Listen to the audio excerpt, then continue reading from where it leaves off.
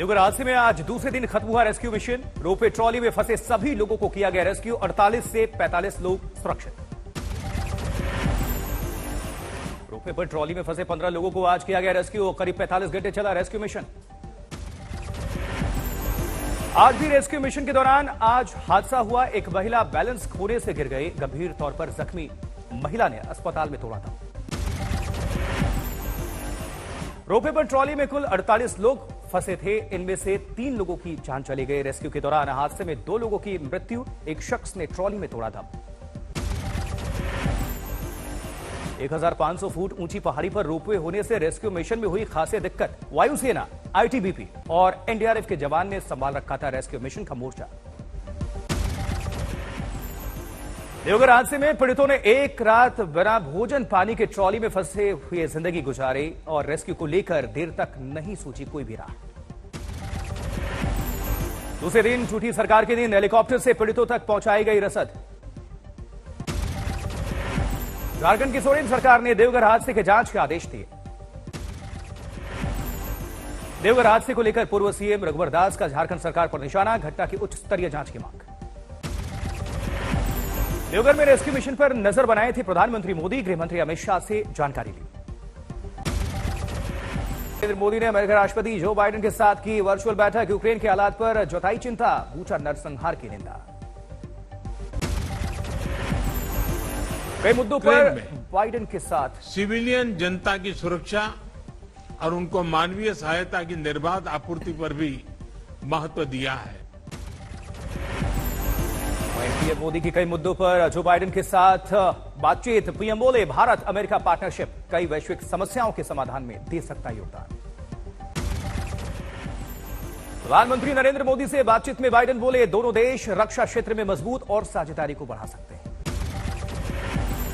अब अगली मुलाकात जापान में 24 मई को क्वाड की मीटिंग में होगी। बाइडेन बोले मैं उस मीटिंग के लिए उत्सुक। मोदी बाइडेन की मुलाकात के बीच अमेरिका का बड़ा बयान। कहा रूस से भारत का तेल निर्यात हमारे प्रतिबंधों का उल्लंघन है। व्हाइट हाउस की ओर से जारी बयान के मुताबिक अमेरिका ने भारत से रूस पर विशेष रूप से कुछ करने के लिए नहीं कहा। पीएम मोदी और राष्ट्रपति बाइडेन की मुलाकात के बाद भारत अमेरिका के बीच 2+2 बैठक। दोनों देशों के बीच रक्षा और कारोबार पर हुई वार्ता। हमारी पार्टनरशिप इंडो पैसिफिक और इंडिया ओशन रीजन में शांति, स्थिरता और प्रॉस्पेरिटी के लिए काफी महत्वपूर्ण है। वहीं राजनाथ सिंह, एस जयशंकर की अमेरिकी समकक्षों के साथ चली बातचीत। कई अन्य वैश्विक मुद्दों पर भी मंथन। शहबाज शरीफ को पीएम मोदी ने दी बधाई। साथ ही आतंकवाद को लेकर दी नसीहत। बोले भारत चाहता है शांति और स्थिरता के लिए आतंकवाद मुक्त क्षेत्र बने पाकिस्तान। दिल्ली के जेएनयू विवाद के बाद एबीवीपी छात्रों ने निकाली सद्भावना यात्रा। लहराए पोस्टर्स और नारेबाजी। जेएनयू विवाद को लेकर प्रयागराज में लेफ्ट विंग और राइट विंग के छात्रों का प्रदर्शन। इलाहाबाद विश्वविद्यालय परिसर में किया पुतला दहन। जेएनयू विवाद पर बोले केंद्रीय मंत्री गिरिराज सिंह। विवाद के पीछे टुकड़े टुकड़े गैंग और शर्जिल इमाम वाली विचारधारा। एक दिन नॉनवेज नहीं खाते तो क्या हो जाता। रामनवमी पर देश के 7 प्रदेशों में हुए बवाल पर बोले मंत्री गिरिराज सिंह। राम की शोभा यात्रा भारत में नहीं तो क्या पाकिस्तान में निकलेगी। कहा यह संयोग नहीं, एक प्रयोग है। अगर भारत के अंदर रामनवमी का जुलूस नहीं निकले तो कहां निकलेगा? क्या पाकिस्तान में निकलेगा? कहीं और मुस्लिम कंट्री में निकलेगा? खरगोन में राज्य के गृह मंत्री के फरमान की तामील की जल्दबाजी पर उठे सवाल। कल रामनवमी पर भड़की हिंसा के आरोपी का बुलडोजर से ढाया गया था मकान। खरगोन में मोहन टॉकीज इलाके में आरोपी उपद्रवियों का ढाया गया था मकान। एक साथ कई बुलडोजर से कार्रवाई को दिया गया था। एआईएमआईएम अध्यक्ष असदुद्दीन ओवैसी ने खरगोन में प्रशासन की कार्रवाई पर उठाई उंगली। कहा कानून ताक पर रखकर लोगों के तोड़े गए आश्रय। उधर कांग्रेस नेता दिग्विजय सिंह ने किया ट्वीट। बिना जांच के किसी को दोषी करार देकर सजा देना कहां तक उचित है। और प्रदेश के गृह मंत्री नरोत्तम मिश्रा ने कल कहा था जिस जिस घर से पत्थर निकला है वो पत्थर के ढेर में तब्दील होगा। इसी के बाद खरगोन में चला था बुलडोजर। दिल्ली एनसीआर में फिर बड़ी कोरोना की दहशत, 19 नए कोरोना केस सामने आए।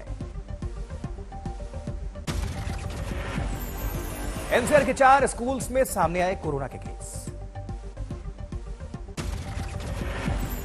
नोएडा के सेक्टर 40 स्थित खिरान पब्लिक स्कूल में 13 छात्र और 3 टीचर्स कोरोना पॉजिटिव।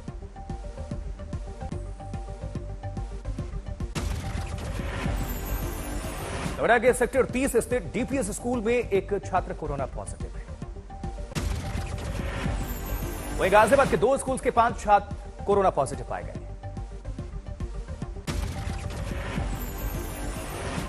आज पश्चिम बंगाल की आसनसोल लोकसभा सीट और अलग अलग राज्यों की 4 विधानसभा सीटों पर उपचुनाव जारी।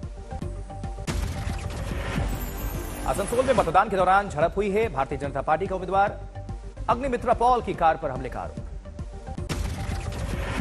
वहीं आसनसोल में टीएमसी ने शत्रुघ्न सिन्हा को बनाया है अपना प्रत्याशी। सिन्हा ने बीजेपी उम्मीदवार पर हमले को किया खारिज। 16 अप्रैल को आएंगे आसनसोल के नतीजे। बाबुल सुप्रियो ने टीएमसी में जाने के बाद आसनसोल लोकसभा सीट से दिया था इस्तीफा। उत्तर प्रदेश में एमएलसी चुनाव के बीजेपी की बल्ले बल्ले। 27 सीटों पर हुए चुनाव में अब तक के नतीजे में भारतीय जनता पार्टी ने 22 सीटें जीत ली हैं और 2 सीटों पर नतीजे अभी आने बाकी हैं। यूपी में हुए एमएलसी चुनाव में पीएम मोदी के संसदीय क्षेत्र वाराणसी में बीजेपी की हुई शिकस्त। ब्रजेश सिंह की पत्नी अन्नपूर्णा सिंह ने बतौर निर्दलीय उम्मीदवार जीता चुनाव। यूपी में एमएलसी की कुल 16 सीटें हैं। 9 सीटों पर भारतीय जनता पार्टी उम्मीदवारों ने निर्विरोध निर्वाचित हुए थे। 27 सीटों पर हुआ था मतदान। वहीं आजम खान को लुभाने में जुटी एआईएमआईएम पार्टी के यूपी अध्यक्ष बोले, अखिलेश ने धोखा किया, उनके लिए हमारे रास्ते हमेशा खुले। मध्य प्रदेश के पूर्व सीएम कमलनाथ का बेरोजगारी को लेकर मुख्यमंत्री शिवराज सिंह चौहान पर निशाना। कहा वो कलाकारी की राजनीति करते हैं, मुंबई जाकर एक्टिंग करें। महंगाई को लेकर कांग्रेस नेता दिग्विजय सिंह ने शिवराज सरकार पर किया तंज। कहा आम आदमी के घर महंगाई का असर, बीजेपी नेताओं के घर नहीं। शाहजहांपुर में सब्जी मंडी में एक दुकान से 50 किलो नींबू चोरी हो गई और इस वक्त 250 रुपए से 300 किलो रुपए तक नींबू का दाम है। आंध्र प्रदेश के श्रीकाकुलम में दर्दनाक हादसा सामने आया है। ट्रेन से कटकर 5 लोगों की मृत्यु हो गई। सिगादम और चिपुरपल्ली रेलवे स्टेशन के बीच यह हादसा हुआ है। एक ट्रेन की चेन पुलिंग करके उतरे थे कुछ यात्री। पटरी पार करते वक्त भुवनेश्वर मुंबई कोणार्क एक्सप्रेस की चपेट में आ गए थे ये लोग। पहाड़ों पर भी गर्मी का दिखा असर। शिमला में न्यूनतम तापमान में 8 से 9 डिग्री का इजाफा है। उधर असम के कामरूप में भारी बारिश, फसलों को बड़े पैमाने पर नुकसान। पश्चिम बंगाल के नादिया में हुए रेप और हत्याकांड के केस में गिरफ्तारी। एक टीएमसी नेता का बेटा ब्रोजो घोवाला गिरफ्तार हुआ है। उधर कन्नौज में एक मकान में आग लग गई। बुरी तरह से झुलसी बुजुर्ग महिला अस्पताल में कराया गया भर्ती। आगरा में रेलवे स्टेशन पर दिव्यांग यात्रियों को दी गई ब्रेल लिपि की सुविधा। यात्रियों में देखी खुशी। सूरत में चर्चा में एक रेस्टोरेंट में टॉय ट्रेन से की जाती है खाने के ऑर्डर की सप्लाई। स्वाद के साथ प्रेजेंटेशन ने लोगों को लुभाया। रेस्टोरेंट में ग्राहक की हर सीट को अलग स्टेशन का दिया गया है नाम। ऑर्डर लेकर निर्धारित फूड स्टेशन पर खुद ब खुद पहुंचती है टॉय ट्रेन। महाराष्ट्र के औरंगाबाद में बिजली सप्लाई कई महीने से बंद होने की वजह से नाराजगी। बिजली खंभे पर चढ़कर सरपंच के पति ने जताया विरोध।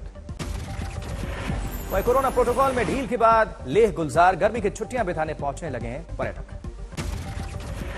गुवाहाटी में कामाख्या देवी मंदिर पहुंचे लोकसभा अध्यक्ष ओम बिरला। पूजा अर्चना करके आशीर्वाद लिया। इंडियन चैंबर्स ऑफ कॉमर्स के यूथ विंग अवार्ड सेरेमनी में सेंचुरी प्लाईवुड के एग्जीक्यूटिव डायरेक्टर ने सिंगर कुमार सानू को किया सम्मानित। कोलकाता में हुए कार्यक्रम में म्यूजिक के क्षेत्र में शानदार काम करने के लिए यह खिताब। गोपालगंज पहुंचे मशहूर सिंगर उदित नारायण थावे महोत्सव में शामिल हुए।